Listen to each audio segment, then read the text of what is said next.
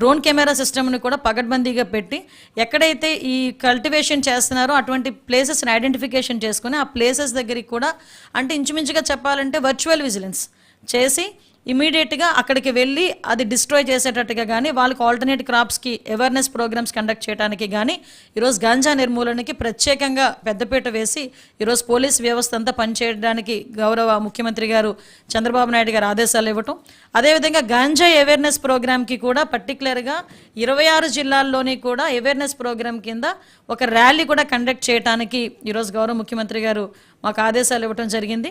దాని పరంగా కూడా మేము ముందుకెళ్ళడం జరుగుతుందండి. అదేవిధంగా మీ అందరికీ తెలుసు లాస్ట్ ఉమెన్ సేఫ్టీకి సంబంధించి మనం ఒకసారి ఆలోచన చేసుకుంటే ఏదైతే మనకి స్కూల్స్ దగ్గర ఆల్రెడీ మాకు ప్రివెన్షన్ ఆఫ్ మనకి క్రైమ్ని ప్రివెంట్ చేయడానికి స్కూల్స్ దగ్గర కాలేజెస్ దగ్గర మనం సీసీ కెమెరాస్ ఏర్పాటు చేయటం, అట్ ద సేమ్ టైం డ్వాక్రా సంఘాలని కూడా కొంతమేరకు మేము అవేర్నెస్ ప్రోగ్రామ్స్కి వాళ్ళని ఇన్వాల్వ్ చేయటం, వాళ్ళకి కూడా కొంతమేరకు అవేర్నెస్ ప్రోగ్రామ్స్ కండక్ట్ చేయటం, స్కూల్లోని కాలేజెస్లోని కూడా కొంతమేరకు వాళ్ళకి ఈ సెల్ఫ్ డిఫెన్స్ కోర్సెస్ కూడా ఇంప్లిమెంట్ చేయటం, ఇవన్నీ కూడా చేయడం జరుగుతుందండి. దీనికి కూడా ప్రత్యేకంగా ఒక మీకు ఇందాక చెప్పినట్టుగా గాంజాకి అయితే నార్కోటిక్ టాస్క్ ఫోర్స్ అని చెప్పి ఒక ప్రత్యేకమైన టాస్క్ ఫోర్స్ కూడా ఆల్రెడీ ఫినాన్స్లో ఉంది.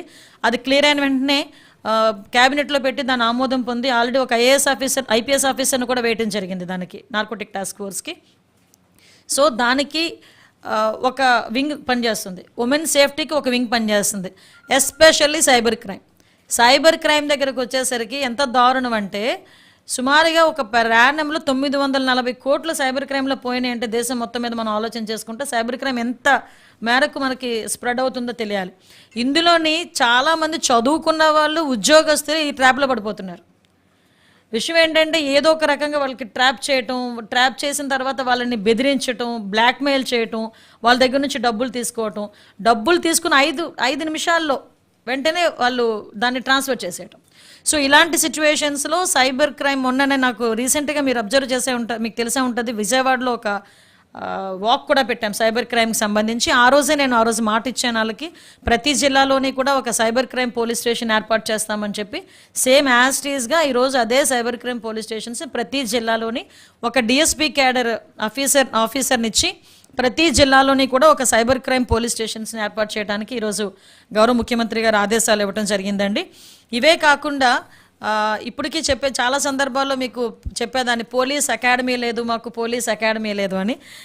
బై గాడ్స్ గ్రేస్ అదృష్టవశాత్తు ఈరోజు ఆ పోలీస్ అకాడమీకి కూడా విజయవాడలోనే స్థలం తీసుకొని as early as possible police academy కూడా స్టార్ట్ చేయడానికి ఆదేశాలు ఇవ్వడం జరిగింది. అదేవిధంగా గ్రేహౌండ్స్కి సంబంధించి వైజాగ్లోని జగన్నాథపురంలోని మనకి 290 కోట్లు ఆ రోజు సెంట్రల్ గవర్నమెంట్ మనకి శాంక్షన్ చేసి 9 కోట్లు రిలీజ్ కూడా చేసింది లాస్ట్ గవర్నమెంట్లో. అయితే ఆ 9 కోట్లకి సంబంధించి యూటిలైజేషన్ సర్టిఫికెట్స్ కూడా వీళ్ళు సబ్మిట్ చేయకపోవడం వల్ల డబ్బులు అలా ఆగిపోయినాయి. ఆ గ్రేహౌండ్స్ సంబంధించింది కూడా ఈ రోజు వరకు మనం చేయలేకపోయాం. మళ్ళీ తిరిగి ఆ గ్రేహౌండ్స్ అకాడమీని కూడా మనం ఈరోజు మళ్ళీ స్టార్ట్ చేయడం జరుగుతుందండి. అది యాజ్ ఎర్లీ యాజ్ పాసిబుల్ గౌరవ ముఖ్యమంత్రి గారి చేతుల మీదుగా దాన్ని కూడా శంకుస్థాపన చేసుకుంటాం. At the same times 4 battalions ఈరోజు రెడీగా ఉన్నాయి.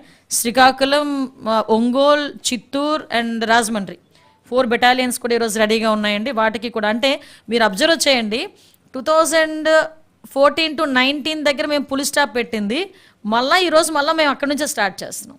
అంటే 24 దగ్గరికి వచ్చేసరికి మళ్ళీ అది అక్కడి నుంచే స్టార్ట్ చేస్తున్నాం, మళ్ళీ ప్రతిదీ కూడా అక్కడి నుంచే స్టార్ట్ చేస్తున్నాం. అది ఒకసారి మీకు చెప్పాలి. నెక్స్ట్ ఇంకొకటి అసలు విషయం, ఇంతకుముందు పోలీస్ స్టేషన్స్కి వెళ్ళేసరికి చంద్రబాబు నాయుడు గారు ఇంతకుముందు ఉండేటప్పుడు ఇన్వెస్టిగేషన్ ఛార్జెస్ అని చెప్పి డబ్బులు ఇచ్చేవారు. ప్రతి పోలీస్ స్టేషన్కి ఒక 8,000 10,000 ఇన్వెస్టిగేషన్ ఆ పేపర్ ఖర్చులకో దేనికో ఇచ్చేవారు. లాస్ట్ 5 సంవత్సరాల్లో రూపాయి లేదు ఇన్వెస్టిగేషన్ ఛార్జెస్. మొన్న రీసెంట్గా మేము అందరితో కలిపి మాట్లాడేటప్పుడు ఇన్వెస్టిగేషన్ ఛార్జెస్ గురించి కూడా మాకు డిపార్ట్మెంట్ వాళ్ళు చెప్పారు. అదే విషయాన్ని ఈరోజు సార్ దగ్గర అడిగెత్తితే డెఫినెట్గా వాళ్ళకి ఇన్వెస్టిగేషన్ ఛార్జెస్ ఇవ్వాలి, ఎంత పడుతుంది ఎంత ఇవ్వాలనేది మనం క్రియేటివ్గా తీసుకుందాం, ఇస్తున్నామని మాత్రం చెప్పండి అని చెప్పి చాలా క్లియర్గా చెప్పడం జరిగింది. డిపార్ట్మెంట్లో ఉన్న ప్రతి పోలీస్ స్టేషన్కి కూడా ఇన్వెస్టిగేషన్ ఛార్జెస్ కూడా మేము ఇవ్వబోతున్నాం.